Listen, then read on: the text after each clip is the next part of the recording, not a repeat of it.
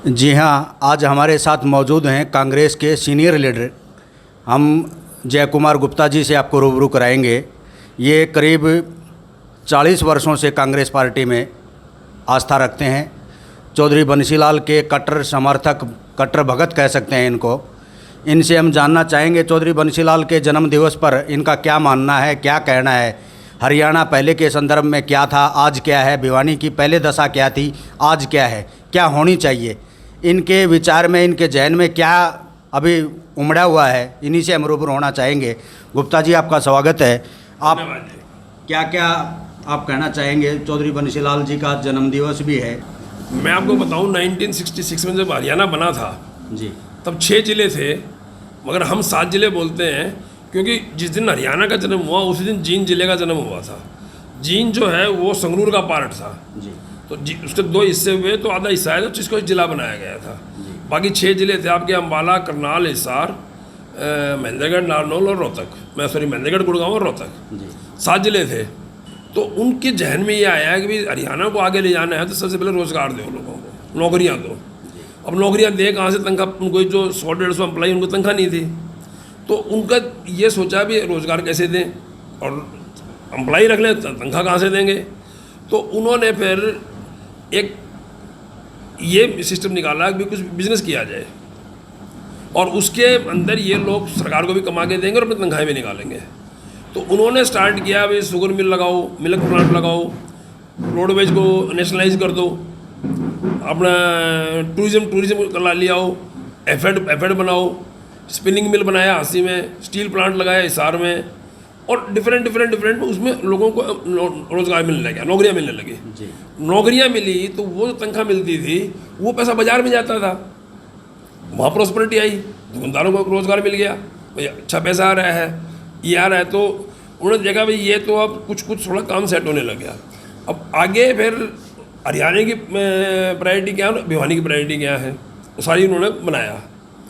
अब भिवानी में ये था कि ना यहाँ पानी था, ना सड़क थी, ना बिजली थी। अब वो तार तो बिछा दें बिजली के, बिजली नहीं हो तो तार क्या काम आएंगे। नहर तो बना दें, पानी नहीं हो तो नहर क्या काम आएगी।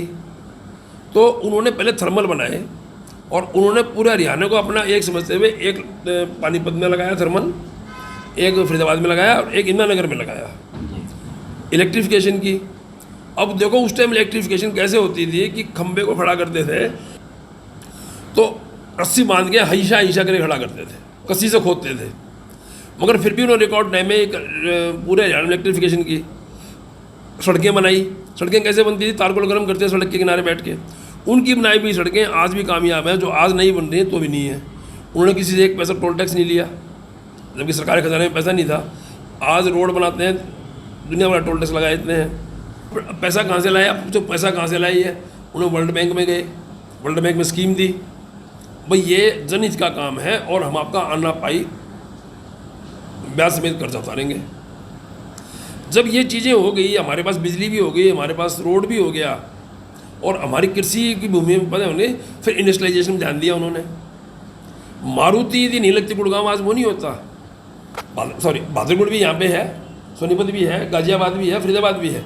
मारुति से क्या फ़ायदा हुआ कि इतनी एंसिलरी लग गई वहाँ पे, इतनी एंसिलरी लग गई। कोई नट दे रहा है, कोई बोल्ट दे रहा है, कोई ये दे रहा है, कोई वो दे रहा है। रोज़गार हो गया दुनिया भर का पैदा। आज जो रोहतक का इंडस्ट्री एरिया बना हुआ है ये मारुति के कारण है। आज कितना एक्सपोर्ट है, सब नट बोल्ट की फैक्ट्रियाँ रोहतक के अंदर। हरियाणा में तो कुछ भी नहीं था। आज खानक पॉपुलर हुई है ना, ये ड्यू टू मेट्रो के जब माल जाना तो खानक पॉपुलर हो गई। उससे पहले कौन पूछता था खानक को।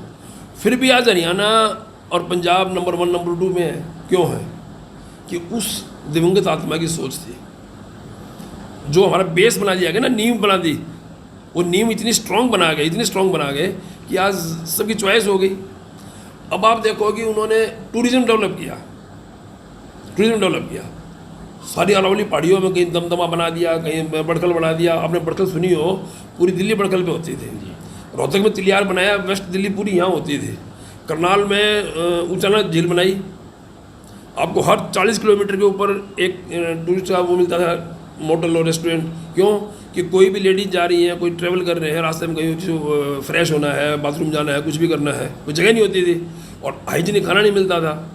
वहाँ उन्होंने पेट्रोल पंप खोले ताकि लोगों को पूरा तेल मिल जाए, शुद्ध तेल मिल जाए और एम्प्लॉयमेंट जनरेशन हो जाए। तो वो सब करके गए वो। उन्होंने पूरे हरियाणा को हरियाणा समझा। यूनिवर्सिटी रोहतक में थी, हिसार में थी, भिवानी नहीं थी, क्योंकि यहाँ जरूरत नहीं थी इस यूनिवर्सिटी की। यहाँ तो पहले तो लोगों को रोज़गार रोटी का था, पढ़ाई थी नहीं यहाँ पे। उन्होंने टूरिज़्म किया, पूरे हरियाणा में किया, ठीक है। थर्मल लगाए अलग अलग जगह, पूरे हरियाणा में लगाए, मतलब पूरे हरियाणा को उन्होंने हरियाणा समझा। उसके बाद चौधरी भजन लाल आए, उन्होंने हिसार को पूरा हरियाणा समझा। चौटाला ने सरसा को पूरा हरियाणा समझा। हुड्डा ने रोहतक, हुड्डा का आपके सामने एग्जाम्पल है ही कि हमारा बॉर्डर पे आगे बंद हो जाता था, उन्होंने वो समझा। अब जो है, अब जो प्रेजेंट सरकार है, आप ये देखो कि वो जितने मिनिस्टर हैं, जितने भी हैं, वो अपने हल्के को ही हरियाणा समझे बैठे हैं। जो उनका हल्का है उसी को हरियाणा समझ के बैठे हुए हैं वो, ठीक है। गुप्ता जी, आप कांग्रेस के सीनियर लीडर हैं, भूपेंद्र सिंह हुड्डा भी कांग्रेस के चीफ मिनिस्टर रहे हैं। क्या उन्होंने भेदभाव किया भिवानी के साथ, हरियाणा के साथ, या रोहतक पे ही केंद्र बिंदु रहा उनका? क्या मानना है आपका? मैं भेदभाव ना कह के उनका केंद्र बिंदु रोहतक रहा जी। उनका, मैं ये नहीं कहता भिवानी से भेदभाव किया, उससे भेदभाव किया, भेदभाव ना करके उनकी कंसंट्रेशन सारी रोहतक में रही और उनका ये रहा कि रोहतक ही हरियाणा है बस। गुप्ता जी, आज कांग्रेस, पूरी कांग्रेस, प्रदेश कांग्रेस की बात करें तो टुकड़ों में बटी हुई है, खेमों में बटी हुई है। हर आदमी नेता का कट्टर भगत है, जैसा कि आप चौधरी बंसीलाल या मैडम किरण चौधरी की बात के समर्थक कह सकते हैं आपको। क्या कांग्रेस इसी तरह गुटबाजी में रहेगी तो चौधरी बंसीलाल या कांग्रेस के सपने पूरे हो सकते हैं आने वाले समय में? मैं आपको बताऊं कि जो आप कहते हैं ना भाई गुटबाजी में या लीडर नहीं है, ये कांग्रेस के लीडर मैं इनको नहीं मानता कांग्रेस होते हुए। ये तो अपने हवा पानी बदलने आते हैं। यहाँ पर जितने भी लीडर हैं, 100 कॉल्ड 5-6 नाम आते हैं, वो सब दिल्ली में रहते हैं, फॉरेन में रहते हैं। हरियाणा विकास पार्टी चौधरी बंसीलाल ने गठित की, उस दौरान जो कांग्रेस के समर्थक थे, कांग्रेस के भगत थे, वो उनसे दूर हो गए। क्या आपका परिवार कट्टर समर्थक रहा है चौधरी बंसीलाल का? क्या अविपा के दौरान आपका परिवार साथ रहा चौधरी बंसीलाल के साथ? बिल्कुल साथ रहे, रात दिन साथ रहे। सबको पता है इलेक्शन में रात दिन, मतलब जो भी चाहे झाड़ू लगाएं, झाड़ू लगाया करते। हमने उनको ये था भी सरकार आनी चाहिए, दरी बिछानी है, झाड़ू लगानी है, गाड़ी चलानी है, जो मर्जी करना है एकदम। हम नेता नहीं, आज भी नेता नहीं है, उस टाइम भी नेता नहीं थे, हम वर्कर हैं, दरी बिछाने वाले वर्कर हैं। आज कांग्रेस की हालात गुप्ता जी ये बनी हुई है, आप भी इससे वाकिफ़ हैं कि पूरे प्रदेश में अभी तक कोई भी कार्यकारिणी का गठन तक नहीं हुआ है, जबकि बार बार में अभी नगर परिषद के चुनाव होंगे, सरपंचों के चुनाव होंगे, पंचायत इलेक्शन सिर पे हैं, अभी तक कार्यकारिणी का गठन जिला स्तर पर, ब्लॉक स्तर पर कहीं हुआ नहीं है। तो कांग्रेस का भविष्य कैसे हम सुनहरा देख सकते हैं? नहीं, वो तो बिल्कुल सही कह रहे हो आप।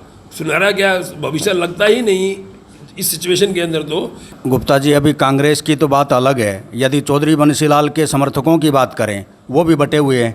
कुछ खेमा किरण चौधरी के साथ है, कुछ खेमा उनके बड़े बेटे रणबीर महिंद्रा के साथ है। आज चौधरी बंसीलाल के जो सच्चे भगत थे, अनुयायी थे, वो सही मायनों में तड़फे हुए हैं।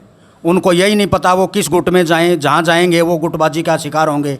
तो ऐसे में कांग्रेस की तो बात अलग है, जैसा कि आप चौधरी बंसीलाल के जन्मदिवस पर अभी अपनी वार्ता का जो आयोजन कर रहे हो, आपका ध्येय भी यही है कि चौधरी बंसीलाल के पुराने सपनों को साकार करने के लिए अपनी बातें रखी जाएं।